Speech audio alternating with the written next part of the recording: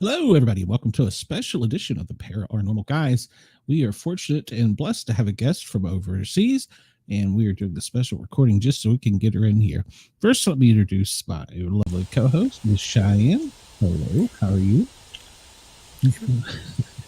Waking up. Yeah, we're recording this one early. This is not normally the regular Paranormal Guyz. We're not very early morning people.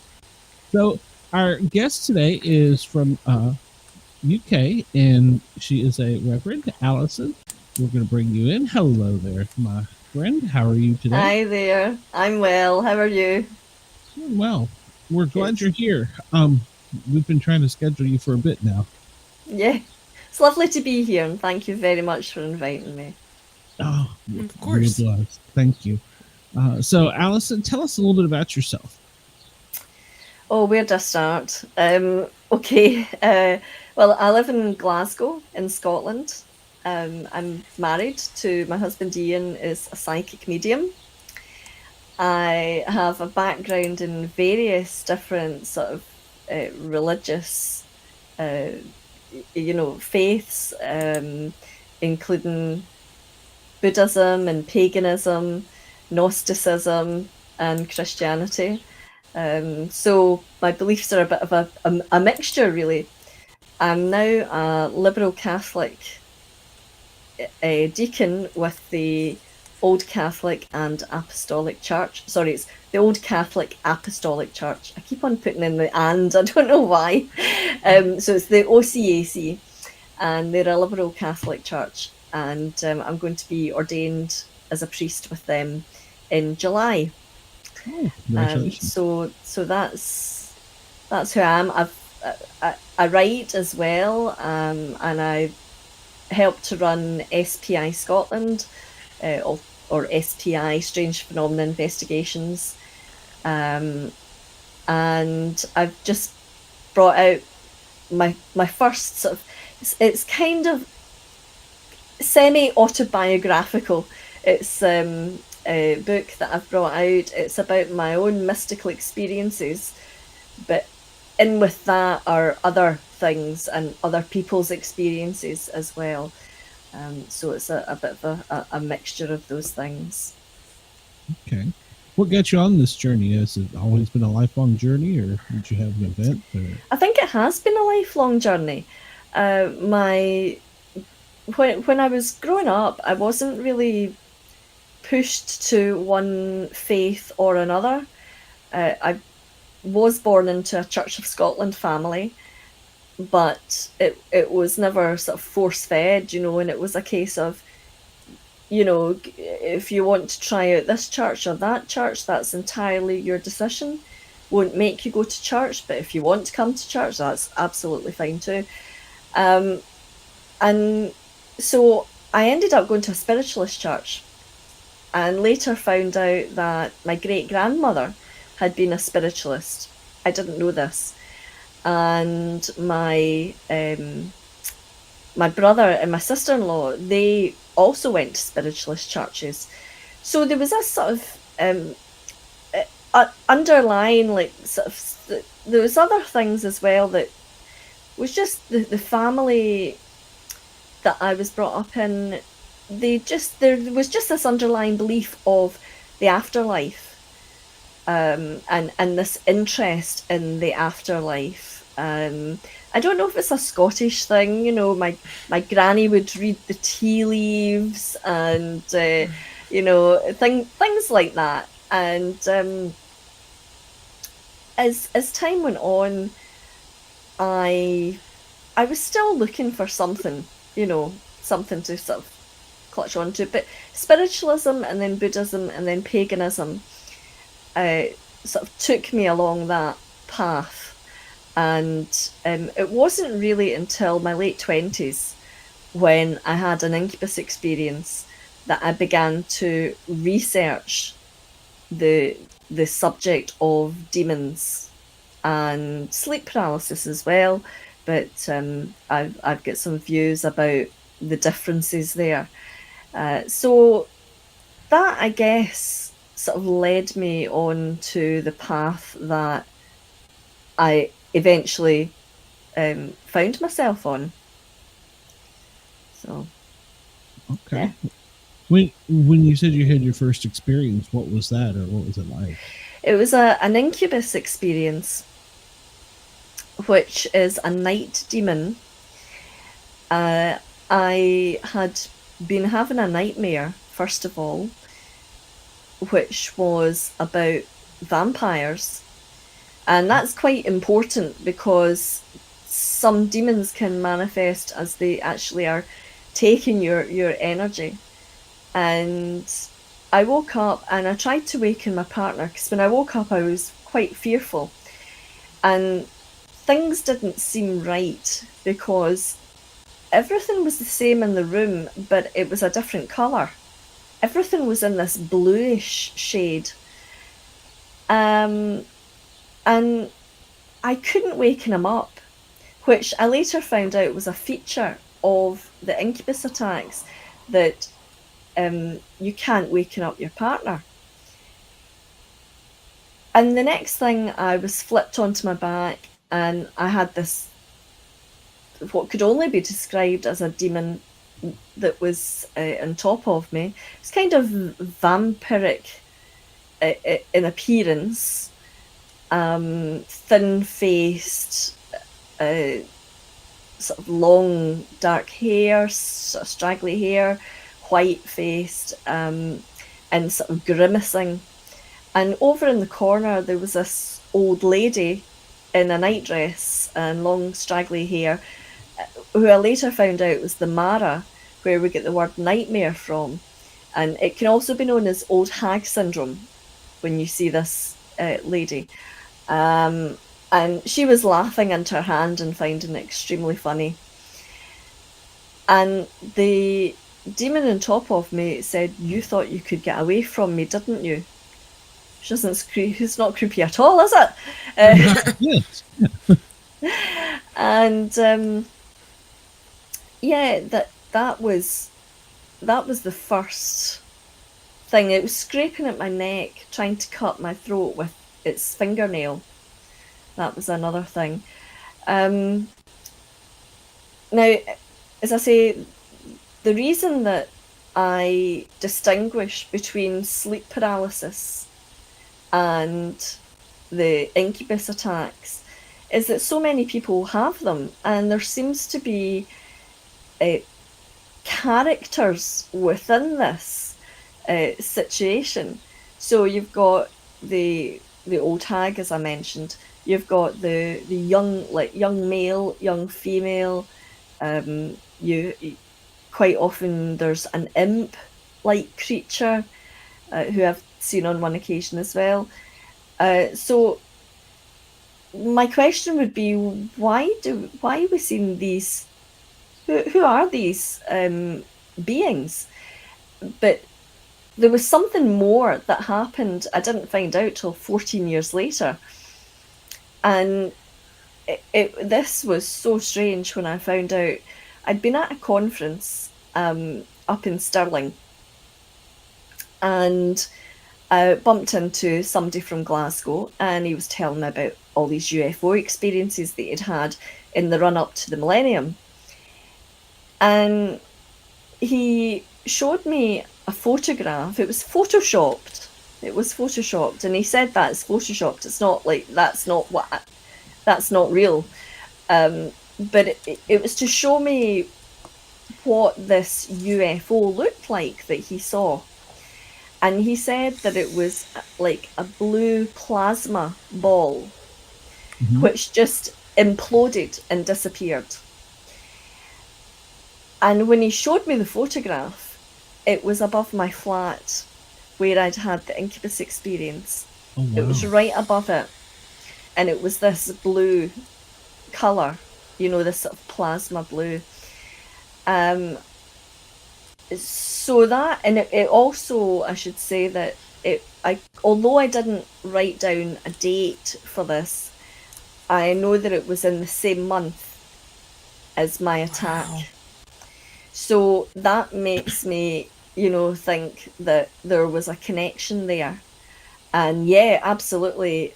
Wow. Because you know, I've read some people, or you know, one or two people saying that they weren't really very impressed by that coincidence, whatever, synchronicity, whatever you want to call it. Oh, that'd be huge for me. I think that is a pretty huge, yeah, you know, connection to have made it, to corroborate my experience. absolutely. I would say that that's a pretty big connection, and I would say that it also suggests that sleep paralysis was not the only thing that was involved. Yeah. So that was a very strange well, I don't want to call it a coincidence because I don't think it was, but I don't know whether it was. I don't think it was a vehicle. As I say, I was told that it imploded and disappeared. What that sounds to me more like is some kind of portal. That's what I was thinking. That perhaps this being or beings were able to came from travel through. Yeah, exactly. Yeah. Wow. But obviously, Yeah. obviously I don't know. I mean, there are such things, I guess, as coincidences and synchronicity, but I think that's more of like, here's your sign. So. Yeah, Well, yeah, and I do. More to like piece together what you saw. You know, he had his own to piece together for you. Yeah. It was just another piece of the puzzle. Yeah, and I didn't find this out till 14 years later. You know, because I'd gone along thinking it didn't really matter to me whether it was a sleep condition, because that was something that I thought perhaps, you know, maybe I have some kind of sleep condition, or, you know, maybe I actually was attacked by a demon. And it got to the point where I thought, do you know what, it doesn't really matter. What matters is that I had that experience. It happened. it happened, and I was traumatized by it, because I knew that. Well, at that point, I thought I'm not really going to get an answer about this, because you know, you've got the camp who believe in demons, and you've got the camp who believe in sleep paralysis and the psychological, scientific sort of explanation. And I've always felt like I had a foot in both camps. I don't know if I'd go as far as to say an open-minded skeptic, but I am a believer. But on a lot of occasions, I am quite grounded. I am quite grounded, and I do take on board, you know, scientific things as well.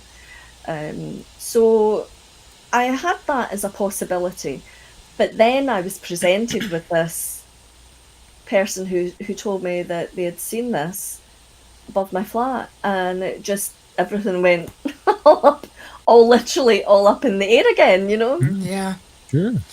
Yeah. Well, I think it's pretty common for us to want to put like a scientific side onto it of like, okay, well, this scared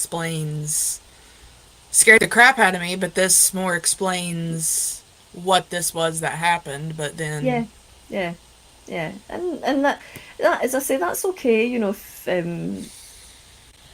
people have an explanation that makes them feel comfortable, or that is actually the explanation, and you know, I'm not precious about it, but when more and more evidence is presented, you can't help but you can't help but exactly, you can't help but think there's more to this. Now, but I mean, do you also still believe there is a medical condition as well? But that there is two things, or they are now one? Well, there is the condition of sleep paralysis. Our body goes into paralysis when we go to sleep. And sometimes you can wake up before your body has woken up. You know, your mind wakes up before your body wakes up, and you still find yourself paralyzed. And it's a very strange state to be in, because really, you know, strange things can happen, or you can see strange things. However, I question whether sleep paralysis is utilized by these sort of negative energies and negative beings, whether it's actually utilized, but rather than an explanation for them, that they actually use it on purpose. Okay. Like they're preying upon you. Yeah, and you're vulnerable in that state. Or at least you think you are. You're actually not. Even although your body is paralyzed, your mind is not. And I found that out as time went on. I found that out that I could do things. I could come out of my body, and I could do things that protected myself, even although my body was actually paralyzed. I was still able to defend myself. But that comes with a lot of experience. Over time, it's just really almost found out by accident, you know, with various things, that, oh gosh, you know, I can say X, Y, and Z, and that happens. And on one occasion, it was really quite Hollywood, because I floated up and I knew that there was an entity outside my bedroom. I could feel it, as some people do feel these presences. And I came out my body and I began to, and I don't know where this came from, but I began to draw pentagrams of fire around my bed. Oh. And I instructed this entity to, you know, get out. And it worked. You know? Yeah, I have, I was mentioning earlier backstage, a friend that works for a agency that has taught us a lot of things. And he said that just sometimes just controlling your mind, calming yourself in a situation can save you from those things, Joe. Yeah. You should have like a daily mantra, you know, like, I don't want to call it a prayer, but something that you say to basically protect yourself. Yeah, mantras and prayers, they are great things, and sometimes they come to you spontaneously. But, you know, we all know things like the Lord's Prayer, and that is a fantastically powerful prayer to say in a situation like that. So, you know. Now, do you feel like, well, in your experiences, can these creatures, beings, can they actually physically touch you and harm you? Like, because you see on TV the ghost shows where the guys come running out of the building scared like little girls with scratches on them. And I wonder, is that Hollywood, or is that, you know, does that something like that really happen? Well, yes, it can happen. And there is a place in Edinburgh, Greyfriars Kirkyard. You might know it through the story of Greyfriars Bobby, the little dog who went to his master's grave every day, quite faithfully. In Greyfriars Kirkyard in Edinburgh, there's also been reports of a poltergeist, people who visit the Covenanters part of the cemetery where it's basically like a concentration camp back in the medieval days. And people were extremely cruelly treated in there. People who have visited and gone on tours there have come back with scratches on them, and they've maybe been pushed or felt like they were followed home. Maybe they have bruises on them and things like this. So, yeah, I mean, I certainly felt the scratches on my neck, but there was nothing visible. I still felt it when I woke up. My neck was sore, but there was nothing visible. I think it's also been suggested by, now somebody, I think his name's Kardec, that attacks in the astral plane might even explain things like stigmata. So there have been some people who have been attacked in the astral plane. Dion Fortune, an occultist from the early 20th century, she would come back from the astral plane and she would have bruises and scratches from having to defend herself there and have been attacked in the astral plane. So she is somebody that it was visible, but mine wasn't visible. Good. But is that been your only experience with a? Do you call them demons, No. poltergeists? What is the? Well, I mean, I guess it just depends who you are and what you believe. But you're right in saying that there are similarities between the two. I had another incident where someone came to fix something in the house, and I got a really bad feeling. You know, you just sometimes get a really bad feeling about someone, and I couldn't put my finger on what it was. And after he left, I didn't feel alone in my flat. He had left something with me. And that night there were clicks and snaps I could hear from like in my bedroom. The next day there was this big sort of, as I went over to open the curtains, right where I was, there was this big like bang, like imagine somebody slamming their hand down on a book. And I couldn't find any cause for these things. There was sounds of things falling, and then my kitchen flooded. And at that point, I just turned round and addressed the room and said, "You can't attach yourself to me. This is my home. And you better leave it right now, because this is not happening." A couple of weeks went by, and then I'd wake up with the sound of scratches in the wall, like scratching in the wall. The bed would be shaking, the walls would be shaking, the shelves would be shaking. And I told it to go away, and another fortnight went by, something like that, and then I woke up being attacked by this invisible force. So it had me by the wrists, and I was pushing it off, and by that point I was able to get angry with these things, that were invasive. If anything like that happened, I could get angry with them now instead of being fearful, because I believe that they do feed on your fear.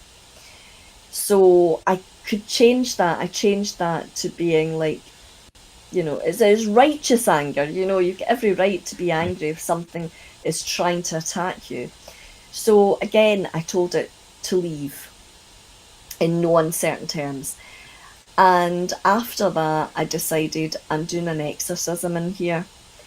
So the flat got completely, cleansed, smudge sticks, and it was incense, but it had the same effect, and holy water and things like that. And then I used the part of the ritual Romanum, the Roman ritual of exorcism. And the next night, I was sitting at my computer, and the sound of millions of hailstones against glass was on my ceiling. This sort of, and it was really noisy, sort of static, that kind of staticky. And my cats were looking up as well. It wasn't just me, because I looked at them to see what they were doing. You know, was this affecting them? And they were just staring at the ceiling as well and looking like, what is that? I guess it went on for about a minute or so, something like that, but a significant amount of time. And I asked the lady upstairs, and she was like, no, because she would have had to have been floating above her living room, above her back bedroom, and just like emptying lots of, I don't know, beads or something like that onto, you know, but it was nothing like that that had happened. And I later found out, when I was researching for a talk on demons, that this is something that happened to another priest. They pretty much the same sequence of events. It's a book called Begone Satan by Carl Vogel, and pretty much the same sort of events. There was the scratching sounds on the wall, and the wall shaking and the bed shaking, and the attack by one of these entities. And then after the exorcism, the sound of hailstones on the ceiling. Now, I hadn't read that yet. This was only afterwards. And this apparently signifies the end of the exorcism. It means that the exorcism has been successful. And that is the energy dissipating. And so I thought, wow, I did it. I actually did it. And that kind of, that opened a door, because it told me that that was something that I could do. And it led to me becoming a deacon and an exorcist in the OCAC. So that was another one. That was another attack that happened. Wow. Well, I mean, a lot of people would be like, "Oh, that's a cool experience," but I'm sure in the moment it's very terrifying. It was really terrifying, actually. It is, but you can, when you get used to strange things happening, you can get over that. It's like, I was trained in cognitive behavioural hypnotherapy, and I specialised in animal phobias. And just knowing how to deal with phobias was probably a big help, actually, because the more you face your fear, the more your brain will realise that you're not in a dangerous situation. And the more that you can relax in that situation, the better.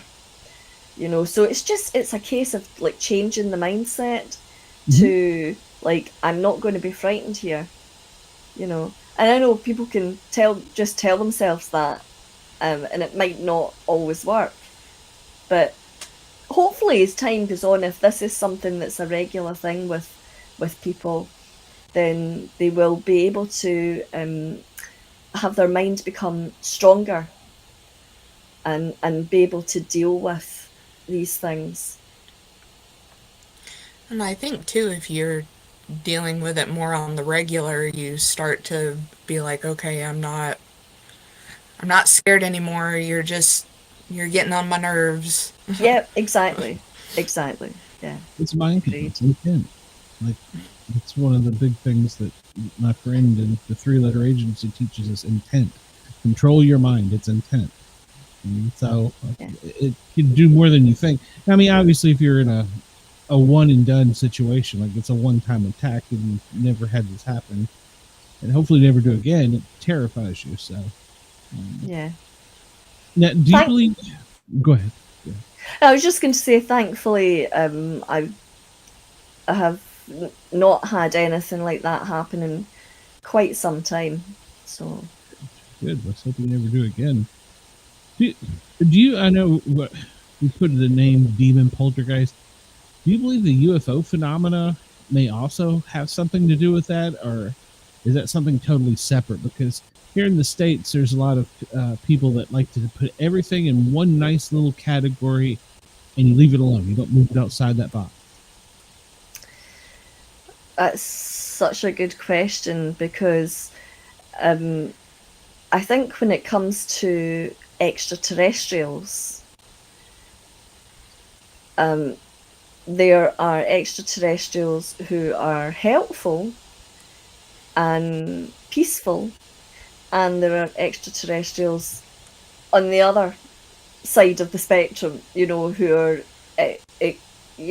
extremely sort of bad and nasty, and want things from us or take things from us. They might abduct people. And I actually asked a bishop what he thought these aliens that abduct people, what do they want? What is it they're looking for? And he said they want our souls. That's what they're looking for. They don't have souls of their own. Now, whether he's right or not, I don't know. But my husband is a psychic medium, as I say. He has had a conversation with an alien who came to him. And the only question that this alien wanted to know was, tell me about human emotions, which indicated that they didn't understand emotions. So that's kind of psychopathic. That's kind of a soulless entity. So maybe the bishop was right. Maybe that's what they're looking for, is their soul. I mean, yeah, I don't really know how else to answer that. I know that it's becoming a big thing, this UFOs and demons. That seems to be something that a lot of people are looking at. Trying to think who it was. I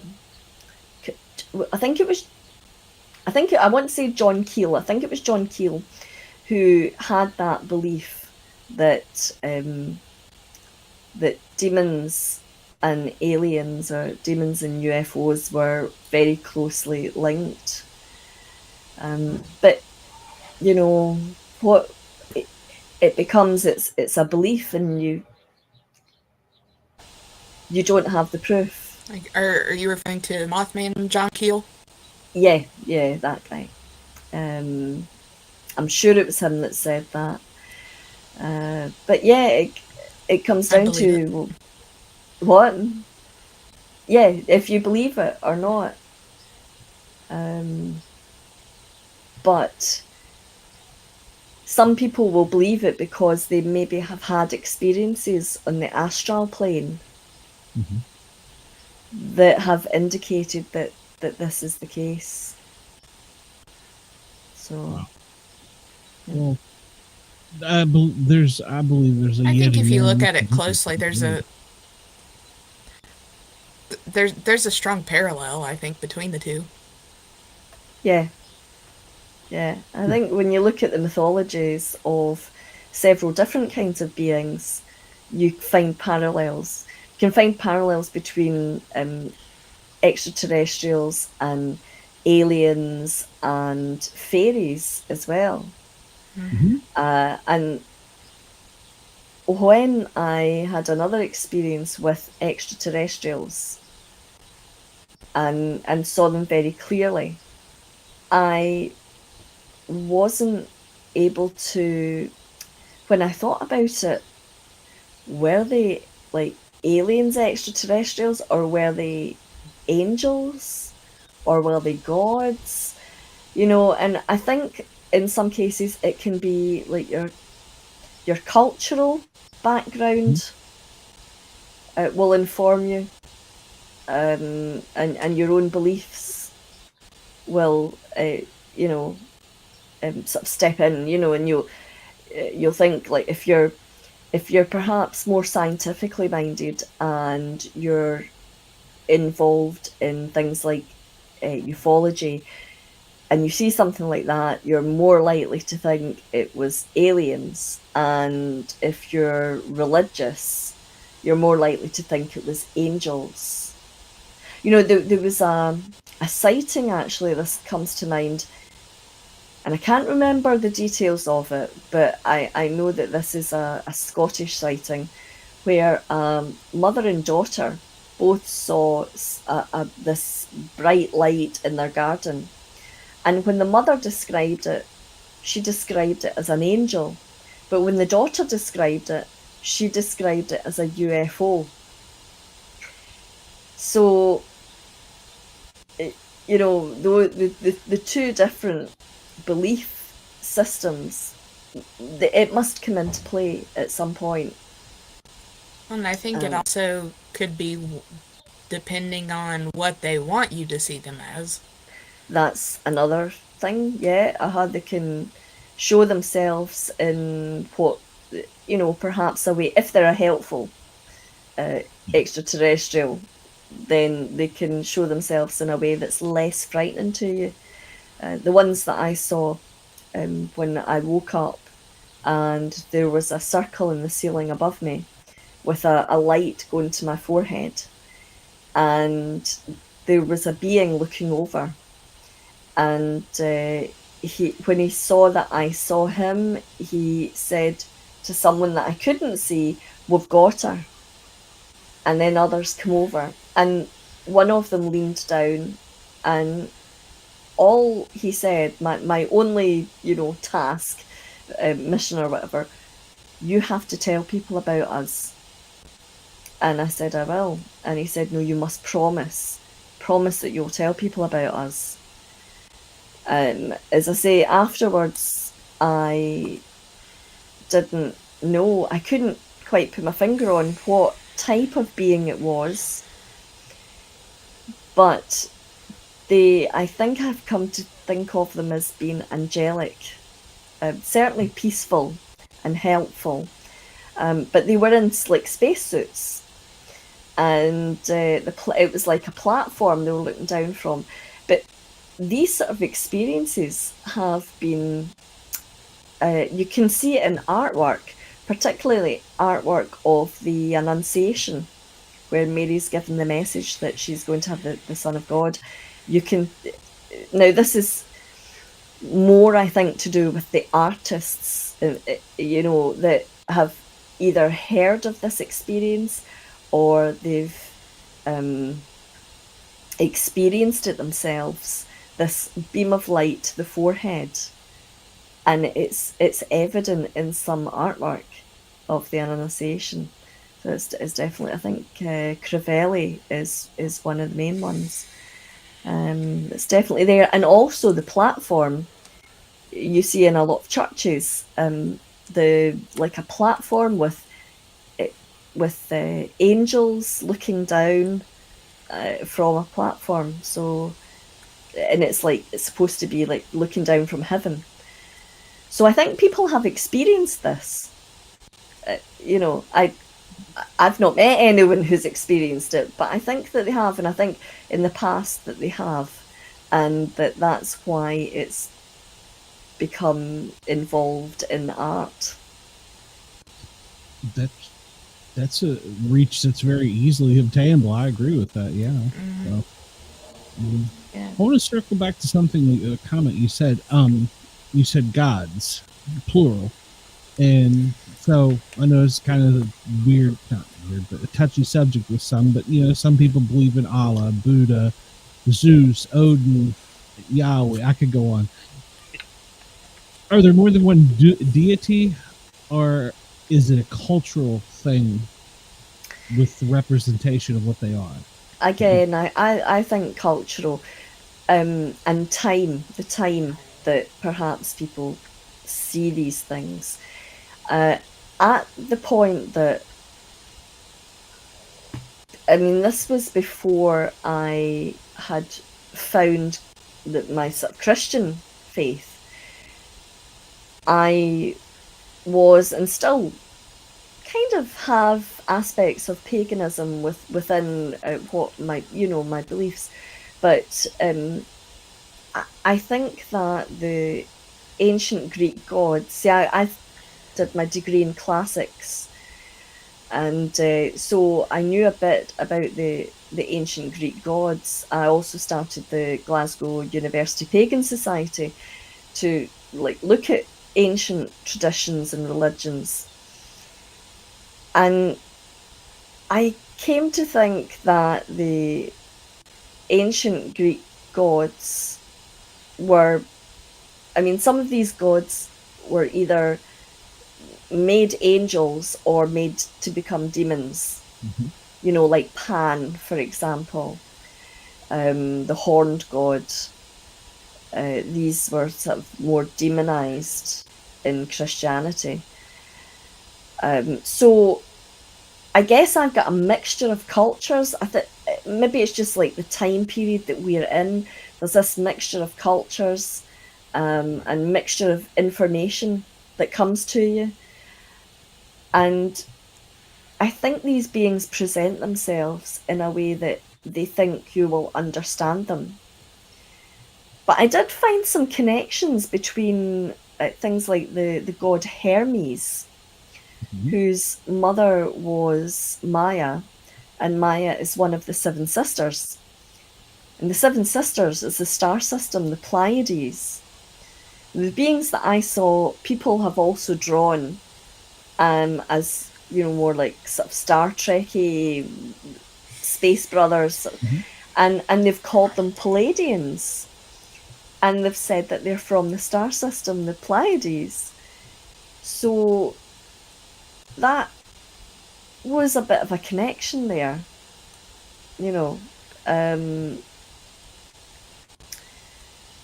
So I think that we see these things through our own eyes, you know. Obviously that's a bit it's a bit daft to say that, but you know, we what things I mean that we know, the culture, the background that we come from, and they manifest in a way that we understand.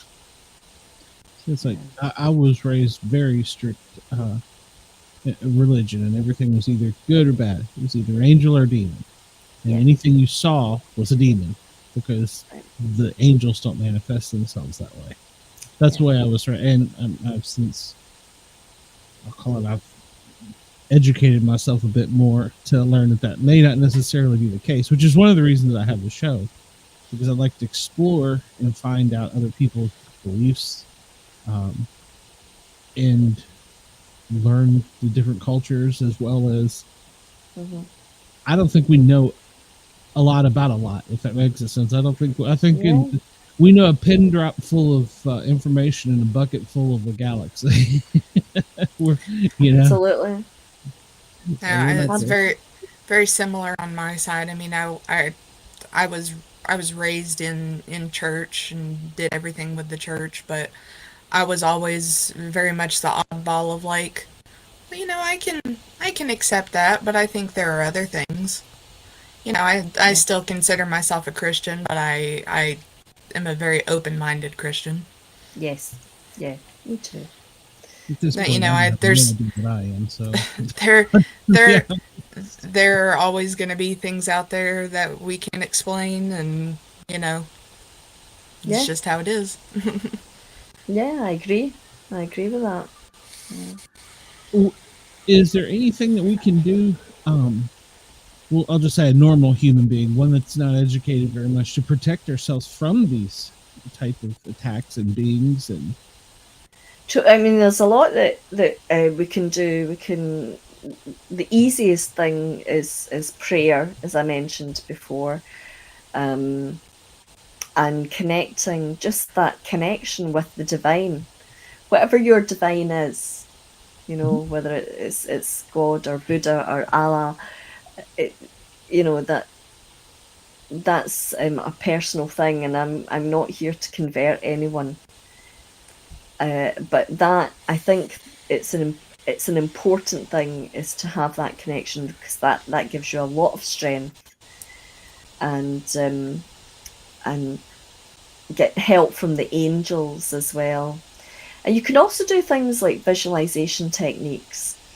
So you can, one important thing is to close down, if you've been doing any kind of psychic work or healing or anything like that, particularly the third eye, is to shut that down. And you know, you can do it imagining a door closing and being bolted shut, padlocked, whatever. You can imagine that you're in a protective bubble, or the Saint Michael, his blue cape wrapped around you, because Saint Michael the Archangel is particularly good for things like demons. And there's the Saint Michael prayer as well. And yeah, the other saints who can be good for demonic attacks. So there's lots of different things that you can do. I'm trying to think if I've left anything out there, really. But there's many different things that you can do. As I say, especially visualization is very good, and just imagining that barrier, and also your own mindset of, no, you're not getting in here, no, you're not going to be in my life, and you know, having that strength of character to shut something out. I think a lot of that comes back around to, you know, your, like Glenn was saying, the intent, and you putting your own intent into, you're not going to mess with me. Yeah.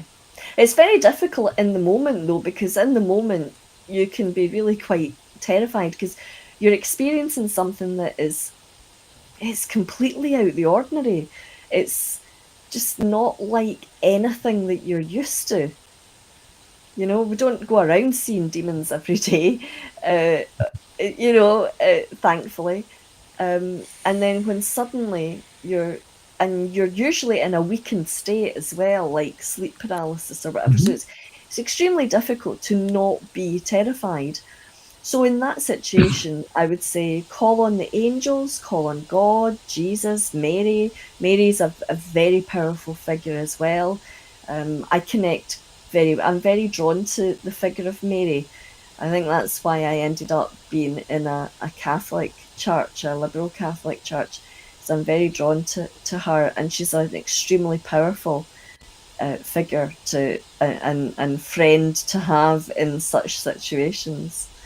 So yeah, that's what I would say to people to do. And it is hard to do in the moment. I only had one sleep paralysis event that terrified me, and we were out camping in the woods, and it was horrifying. I could see, I was in a tent, and I could see the entire tent was lit up, and there was something in there with me with a bright light from above, like a golden shining light. No idea what it was. I could hear something outside scratching the tent, and I couldn't move. That was a big, you know, we were way out in the woods then, so it wasn't like you're gonna get they'd have to helicopter somebody in. So yeah, it was a very terrifying event. Wow. So I can understand the moment how terrifying it is. But I think it's very strong, though, in those moments of you know, you have your faith in whatever it is you have your faith in. But well, I went back to my friend, and he was actually camping with me that night, and he said, concentrate on one thing when it happens, You can move your pinky. You can move your pinky, you can move your ring finger. If you can move your ring finger, you got your whole hand. He said, then you can get a hold of something and get out of it. And that was what they trained them. And so that, along with the intent, I didn't know enough at the time to have the strong, get the hell out of here. Was at that moment, I'd never had it happen before. And I hope I never have that happen again. I mean, I've had sleep. I've had events where I've kind of, like you said, you've woke up, but you've not woke up yet. And you're kind of addled, kind of just in that zone. I've had those, but nothing terrifying like that except for the one time. I hope I never have that again. But the only thing I saw was a frog. The only thing what? The only thing I saw was a frog. Oh, frog came through the side of the tent, looked face to face with a frog, an ordinary frog, and then just that's lovely. To the top of the town. I had no idea what that means. If it means something, he was in the wrong place at the wrong time, and he's like, "Hey, I'm just as much not knowing what's going on here as you, man." Yeah. Ooh, here I go. Well, frogs are in the ancient Greek myths. They are associated with the underworld because it's like they have a foot in both places, both spheres of the underworld, like water and land, and the ability to go between the two of these. So they're associated with things like that. There's a comedy by Aristophanes called Frogs, and it's the Frogs Chorus, and the frogs are in the underworld in the river Styx. So there is an association there with the other side. Interesting. See, that's always something I'm very interested in whenever you wind up in situations like that and you see something like that. It's like, okay, well, the frog's got to mean something. Yeah, symbolism. These things can be like power animals, rather than, I think totem is more like a family thing, but power animals that will come to you when you need their help. And I've used animals in rituals before, circles. I've asked them to certain directions certain animals are associated with, like the eagle and air, a bird and air, the bear and earth, it's just more of an earthy sort of animal, and dolphin or salmon or some kind of fish for water. So I've used these power animals to help in rituals too. Yeah, I'm very fond of animals. I really am. I'm big into animal rights. I've rescued a couple of cats, and I'm vegetarian. Right I was vegan. I was vegan. I'm quite sure at some point I will go back to it, but at the moment I'm not. At the moment I'm vegetarian, but I'm very much into like cruelty-free sort of side of things. Yeah. I think animals in overall are very powerful, even our own pets, to know when something's off, something's wrong. Yeah. I think from people that I've spoken to who have had strange experiences, now it's not just people who have had strange experiences, but the experience themselves can often make people more aware and more compassionate of such things. And it might be something like more like environmental as well. But I've noticed this sort of pattern between people having experiences and then going on to be just more aware of certain things, certain important things. Well, Allison, I said earlier we didn't want to keep you all day. I know you've got plenty of things to do besides to talk to us. Where can people find you if they want to get in touch with you, and where can they find some of your works published, and just all that good stuff? Okay. Well, my email address is spiscotland@gmail.com. I've got a couple of web pages, revalysondunlopshanes.com and allisondunlop.com, and it's ALYSON. I've also, I want SPI Scotland. I've got ADX Files, that's my radio show, and anything else. Yeah, so I'm on Facebook with both those things. Can't think of anything else right now. Obviously, we've got the Scottish Conference. I've got that web page as well, because we've got the Scottish Conference happening. It's the Scottish UFO and Paranormal Conference that I co-organise, and that's on the 15th of June. So it's nearly here. It's exciting times, stressful times. But people can get a hold of my book on Amazon, and if they come along to the conference, then they can get a signed copy, and I'll even give them a reduction in price. So you can't say more than that. And to get to meet you, it's a pleasure. And they get to meet me. I'm not sure if that's really. Well, you're humble, but I feel like it is. Getting just to have this little bit of time to me is kind of cherished. So I appreciate your time. I hope it was lovely being here. Get together again sometime. I know it's hard to schedule, but I still have a million questions for you. So maybe we can schedule a part 2 in the near future. So yeah, absolutely. Anytime. Okay. Yeah, that'd be good. Yeah. All right. Well, Allison, I'm gonna let you go enjoy the rest of your afternoon. And you too. It's the morning here in the States. Well, enjoy the rest of your morning. Yeah. Well, I think Go get another cup of coffee. Yeah. I think I had my family drop in unexpectedly from Tennessee, so I'm gonna go see them before they have to return back. Yeah, it was. I wasn't expecting it, but yeah, kids, they just return when they want to. So. We tend to like to show up unannounced, so I like to do that to my mom. That's fine. But Allison, have a great day. We will talk to you soon. Absolutely. We'll get another show scheduled because I've got lots more questions for you. Okay. All right. That'd be lovely. All right. All right. Thank you. All right. Bye. Thank you very much. Yes. Bye-bye. Thank you. That was a cool show. Yeah. I look forward to the part 2 and maybe 3 of that. Yeah, like I said, I've got more questions and answers, I think, now. So it's just very educational. And I'm glad that she took time out of her day to spend with us, because a lot of people just kind of go, who are you? No, I really enjoy getting to talk to those people that have some of those same views. Yeah, absolutely.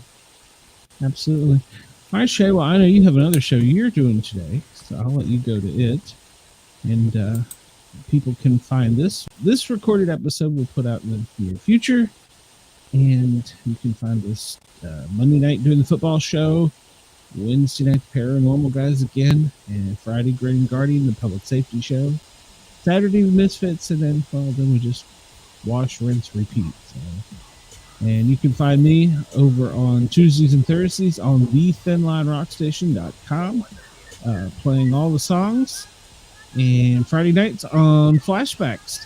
So make sure to check me out there. Until next time. I'll be around. I'm just going to drag you along with me, Shay. Yep. Well, and by the way, for everybody, I want to make sure everybody knows I sincerely appreciate everything Shay does for this show. It's all for free, so we're still learning the ropes. So go check out all